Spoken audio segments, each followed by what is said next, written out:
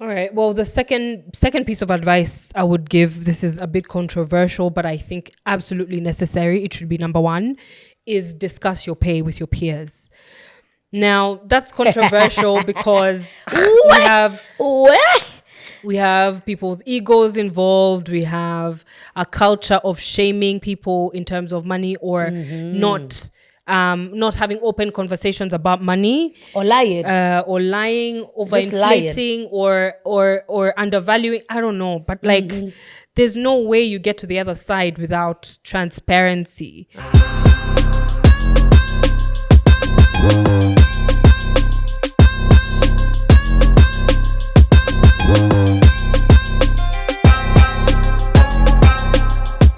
Hey guys, welcome back to the Ages and Stages podcast. We discuss conversations that intersect between school of life and, formal education. Why those two is because, we both work in international education, but we also have been through the school of life and continue to go through the school of life. And so, there's just some things formal education can never teach you. And so today, my beautiful co-host, the one, the only, Veldina Kasama. I am so happy to be here today. How has your week been? Mine's been okay. First of all, I love this dress. Love. Oh, thank you. Love. I'm on that leopard print feel. Yeah, and I love nice. the colors of it. Really like it. Right there. My week's been chill. It's been okay. By the time this episode is coming out, I will have gone to Nigeria and survived Nigeria. Where? For the first time. And shout out to anyone who goes to Nigeria or lives in Nigeria, because navigating that airport is no joke. I've been told it's the wild, wild west. So I will, again, by the time you're watching this, I will have survived my trip, and therefore we will do a series on surviving Nigeria. So but the challenge of it is not, let me warn you ahead of time, is not the fact the people are actually brilliant and really good. Yeah. The challenge of it is between where the airport is and where you have to pick up your cab. Hey, it's like you run for 10 km. Really? Yeah, and then it is hot. Okay. Please, big t-shirts, big clothes, okay. Flat shoes. I need to look for linen. Small suitcase. Something. Yeah. Yes. Very comfy. Trust me, very, very hot. Thank God she's been before me. I'm getting so many handy tips today because today's when I was like, help me. I'm going to Nigeria, guys, help me. I need all the help I can get. But other than that, I'm good. Just gearing up for, this busy season with work. We're both working in international education.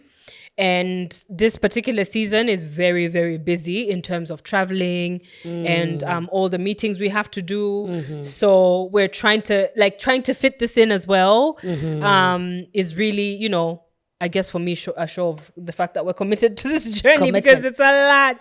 Someone described it for me. They said commitment is doing the thing you said you're going to do when the feeling has disappeared. And I thought, my God. That was me last week. Every feeling had disappeared. Even when it's disappeared, you still show up. Yeah. That's what it makes sense completely. That's what I put on the stories today. I was like, today the way it started. I was ready to sign it off. But we're on, we're in it, we're doing this. Yeah. So what are we talking about this week? Yeah, so this week we're going to talk about, every now and then I wear my legal hat on this channel. And a lot of people usually ask about contracts, the gig economy, like especially when we did the episode on contracts, a lot of people usually DM and ask questions about contracts and this and that, especially because we're in a gig economy in Kenya. A lot of people are in the creative industries. And so I just thought I'd give a few tips with my legal hat on the gig economy. And what do we mean by gig economy? Gig economy is basically workers who go from contract to contract rather than having one employer. So you're going from gig to gig. That's why it's called gig economy. So an example would be like an Uber driver. Yeah, like where an Uber driver. It's money he makes day to day to day. day. Like if you don't show up and drive your Uber, you're not There's getting no money. Yeah. Or someone who's in media. Yeah. If you don't show up for a shoot, the money's not there. Yeah. Someone else. And media, I think if we distinguish between, because journalists are media and journalists are employed as well. Yeah. You would find them employed if they're not freelance. But like people in the creative industries generally, Gig to gig. Yeah, Even if you're they're doing in gig like to gig to if gig. you're a social media Influencer. personality or influencer, then it's gig to gig to gig. Because you're Something getting a that pays contract you. with Colgate, then you have a contract with Pepsi, then you have so you have different employers. So it's literally you have different gigs. Even I've seen accountants who go for gig to gig to gig. Yeah. Especially if they're freelance. Oh, yeah? So they're just, if the business involves having you there Yeah. and you're the only sole person that can be there, Yeah. then that's what we're talking about in terms of the gig economy. No. It doesn't mean that when you're the only person that's there is what classifies it as a gig economy. What classifies it as a gig economy is the legal structure behind it. Is that you're literally going from contract to contract. You don't have to be there, but like how do I explain this? What characterizes it is the different gigs. Like you get what I mean? It's one gig and you have to have quite a number within the period. It's not just one that holds you down. Yeah, exactly. Fair enough. So fair enough. Yeah, so I mean, I understand the gig economy completely. Like I understand in terms of the legal framework. I understand it in a little bit in terms of the being someone who was in the gig economy, but not fully, because when I was doing some writing gigs when I was in Australia, but I was also fully employed at the time. So I wasn't fully immersed in the gig economy and I didn't have that insecurity of I don't know when my next writing gig is coming. Oh, but you find that the Kenyans that actually do that as well, combine both the workplace and then part-time, maybe on their Saturdays and Sundays, they build their own business. Yeah. And usually most of the time it's on gig because they can't take on a full-on job again. Yeah. So it's gig on gig on gig to be able to make sure that it's a balance. Yeah. And it tends to top up Yeah. whatever they're making as well. Yeah. So that's interesting to hear. Yeah. So talking about the gig economy in terms of how does someone get into the gig economy? Like how do you... I feel like the way that I see the world unfolding here in Kenya, because I feel like it's different wherever you are. But the way that I feel in Kenya, people have gotten into the gig economy out of necessity, not necessarily out of this was my dream my whole life. And that's because, number one, the majority population in Kenya is youth. And then we're also the most unemployed, percentage. Very so big now percentage, yes. you find people going, okay, what do I have in my means? Either I have a car, I can drive Uber, and those are the platform dependent people who are in the gig economy. So like Bolt, Uber, they rely on a platform to give them work. And then there's now people in the creative industry, someone who can pick up their phone and start a YouTube channel and literally, follow me around as I work out or follow me around as I cook. It has come out of necessity because I feel like, truly speaking, if we had situations where there's fairness in terms of recruiting for jobs, because the jobs are there, but if there's fairness in terms of recruiting where it's not who you know, but rather your qualifications and stuff like that speak for you, then I think we would have a lot more people in employment and secure employment for that. I think if our union movement was stronger, perhaps that's another contributing factor that would mean there would be less people in the gig economy. But in my view, it's a lot of people, the larger percentage from what I can see, have ended up in the gig economy out of necessity. Because you see, it was what we were talking about in one of the episodes where we were saying, you study one thing, you end up working something completely different. I agree. Yeah. So now maybe you study law and then you graduate, there's no jobs. So you pick up your phone. Uber. Yeah. Pick up your phone and create content. Or you get a car and you start driving Uber, or you get Andudi and you start riding Andudi and you start doing deliveries. You get clothes and you begin to sell from the house and everything. And I think this has been there for a while now. When we've had previously our parents, I don't know if you ever saw this, but during their age, they used to have people go to Uganda to get handbags to bring. And this is something someone sells. So you'll be talking to your HR person or your colleague and they tell you, oh, apart from the job I do, I also sell handbags. Niko na moja hapa chini, unakaonaje? And then it becomes a gig real quick. It's also because of the lifestyle at the moment, even with the job, being able to sustain everything. It's taking time. It's taking a lot of time. And being able to sustain the lifestyle, what you want to eat, being able to wait for that salary at the end of the month. Most people are picking up gigs so that they can make the ends meet very, very well. Yeah, and even people who are employed, I've heard more than one person complain about late payment of wages, just things like that are extremely unfortunate in the current, I guess the current climate that we live in. So, I mean, in terms of the influx. There's now an influx of like people who create content for like in the creative industry. There's been an influx, Yes. in the last say 5 years of creators, right?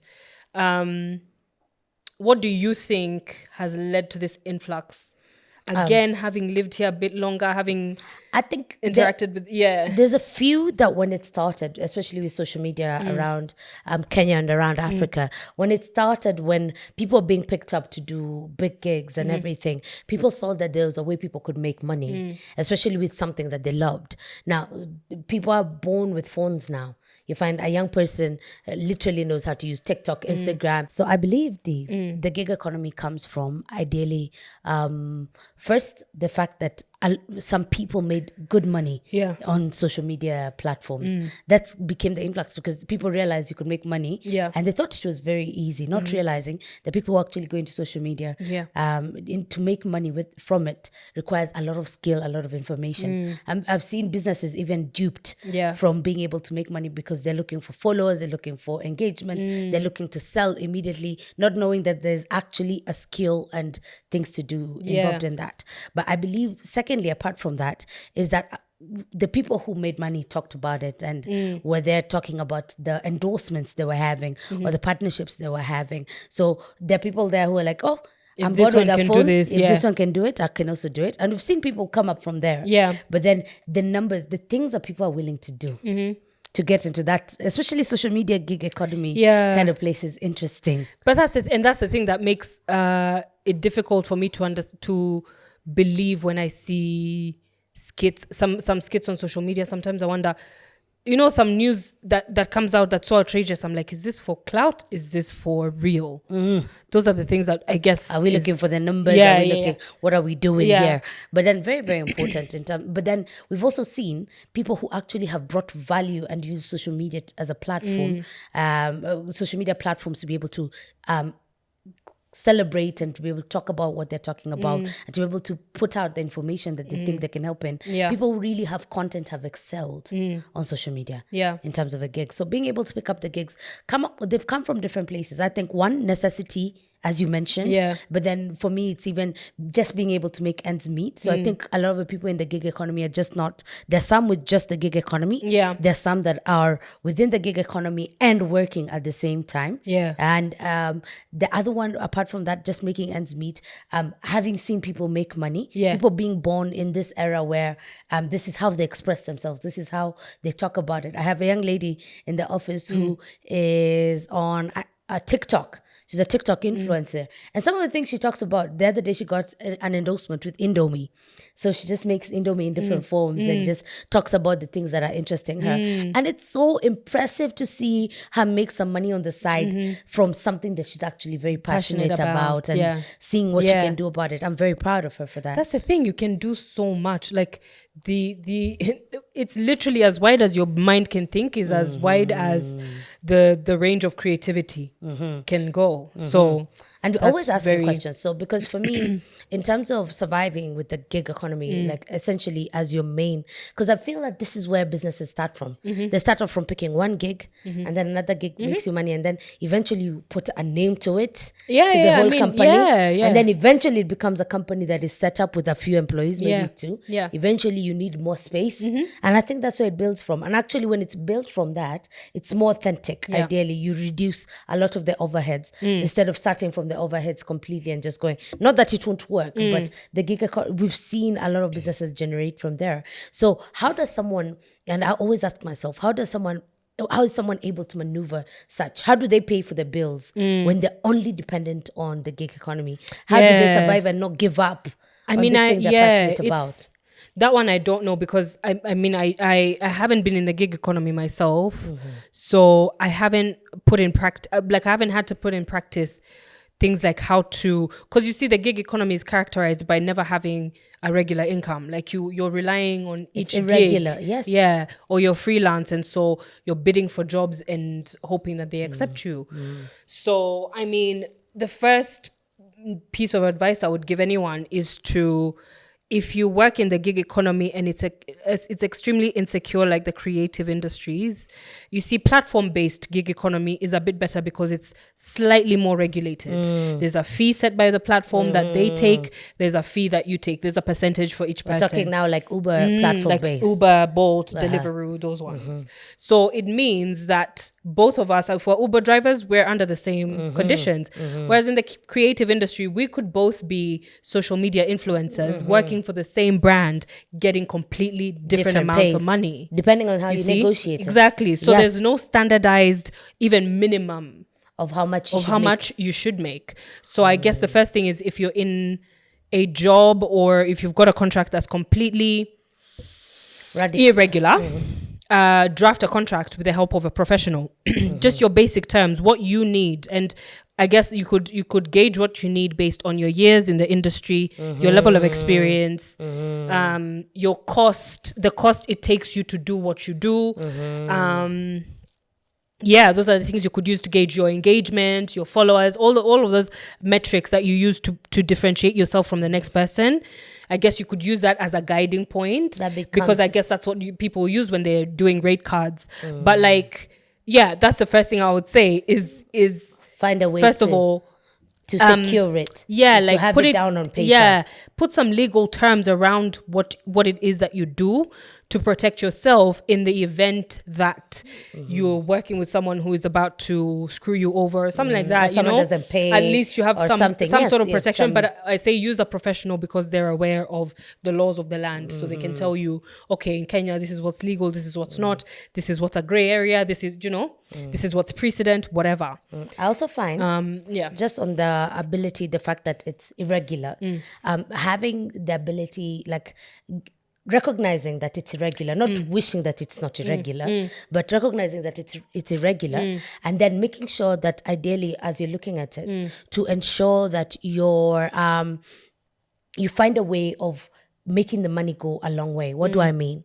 I find that with a lot of people who are within the gig economy, and I think when I was starting my business, that's where I was, where if you don't make money, you're not going to eat. If you don't make money, then you don't have rent. So being able to see the things you can do to make sure that you have a bit more income to cover the basics. Because when you're thinking about your basics, looking for business, when you're thinking about your basics, is the absolute worst. You cannot, if you're hungry and you're looking for business, my God, crazy. So finding things to do. Sometimes you might have to take up gigs that you have no business doing, so that you can be able to survive and make sure that at least you're able to pay for your rent. So that you're able to have some food. I told you guys I once worked for a criminal. That's that's where the tweet starts and ends. And we leave it at that. Unless he comes for you.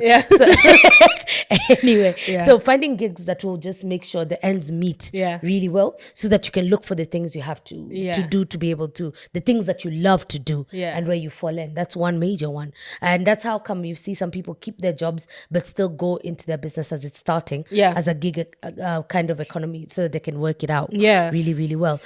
Also finding a way to plan your money. I've seen platforms that allow for people to be able to plan their money really, really well. You see, like, if you go into something, and this is not to advertise anybody, but there are banks where they have an app where you're able to segregate and segment your money. You're like, I'll save this just in case I need rent for next month, because I've earned more than I was expecting to earn this month. So rent for next month, everything. So you're able to cover yourself maybe a month ahead of time, maybe 3 months ahead of time, and it gives you a buffer as you're looking to make sure that everything's working really well. Just on that one, I was really impressed by an Uber guy today who every time when I arrived here, he was like, oh, send the money to the till number. And the till number connected directly to his till. And I've seen others who say send it to the bank.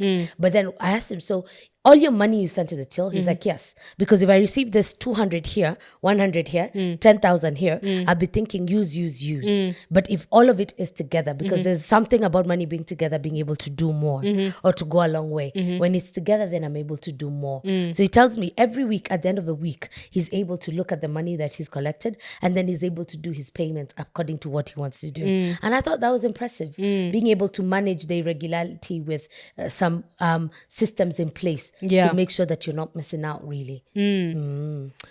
All right. Well, the second piece of advice I would give, this is a bit controversial, but I think absolutely necessary. It should be number one, is discuss your pay with your peers. Now, that's controversial because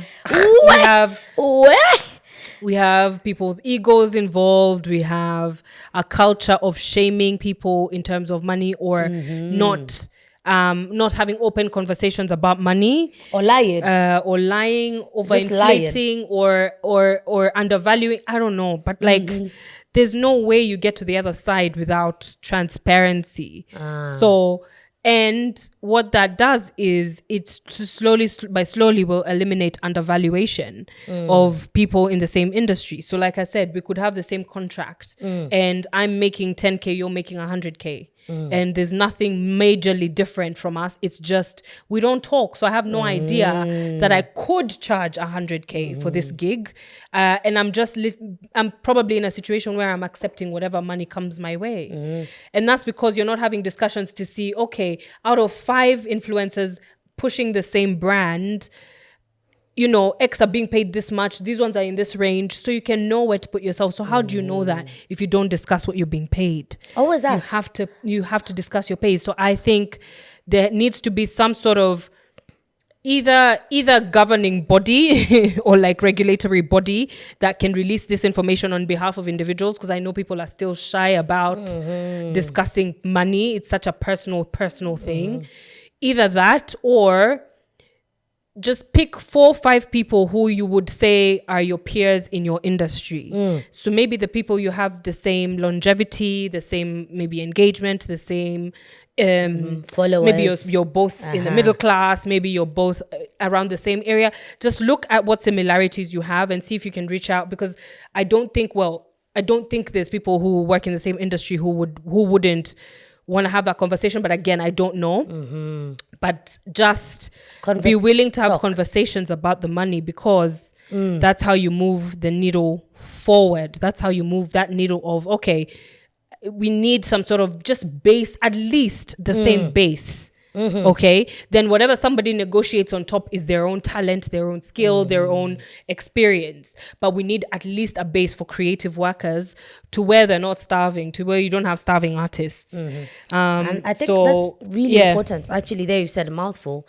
because even with employment, that's the one thing we talked about when we talked about contracts. Please ask around. You might not think people will give you advice, but some people will tell you the truth. If you ask us, and some will lie, but some will actually, or some will refuse, outrightly refuse to discuss.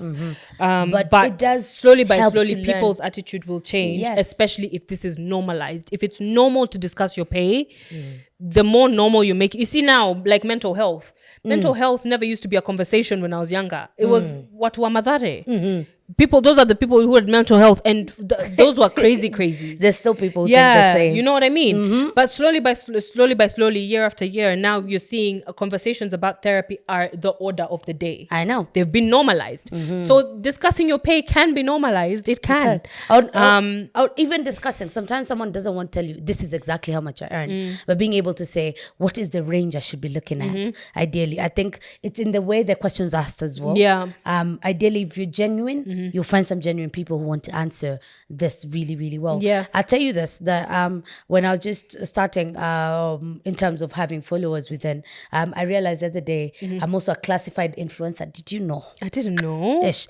Anyway, so there's a company that wanted me to model their clothes. Okay. And I'd never really done any modeling of clothes. But I remember I looked for some people who were doing it online, and some of them I realized that we'd met a couple of times. So I asked them, how much should I be charging? What should I be saying? What should I be doing? Should I ask for makeup? Should I not ask for makeup? Venue, should I ask for transport? Should I not ask for transport? I'm just starting, never really done this. And people were legitly honest.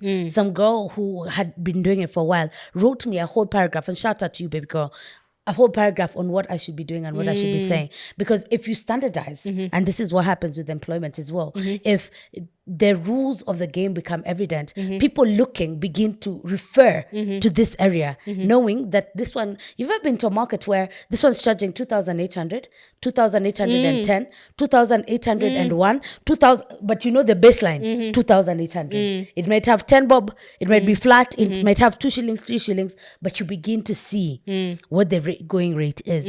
And if you ask, there are people who really help. They really, really, so ask. Final thing I would say, final thing I would say is unionize. We have to find a way to unionize, and that leads on from my former point, which is once you start discussions about what people are being paid, how much should be the baseline in the industry. These can only be conversations had with people who work in the industry, OGs who've worked in the industry for years and years and years, and they can tell you how trends have changed in the last decade, in the last 2 decades. Those are the people who can form, the initial and the foundational discussions about unionizing. And that's coming together because people who work in the gig economy, they fall outside of enterprise bargaining. So that means they can't be in the process of negotiating wages because they're not classified as employees. So if you have now a system where you can come together as people in the creative industry, find a way to unionize. I don't know how the laws work in this country in that regard, but it should be easy because we're a Commonwealth country. We're part of the International Labour Organization. We should have a way to unionize the creative industry and then have conversations about what should be the standard of pay. Yes. Obviously, something like that would need a membership fee, but it's usually low enough to where you can pay the fees, be a member for ages and still contribute to the movement. And it wouldn't really make a dent in your life. But yeah, I don't know. But you see, another thing, I don't know how unions run in this country. Is it a cartel like everything else? I don't know.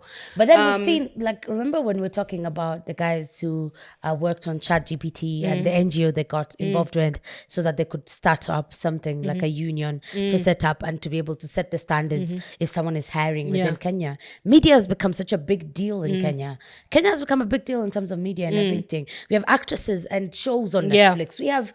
We are a big deal. So if we have people who are taking lead in this area, and how important are those people? Because when we were in lockdown, what were we relying on? Netflix. We were relying on entertainment from people in the creative industry. So without them, we would have been, what would you have done?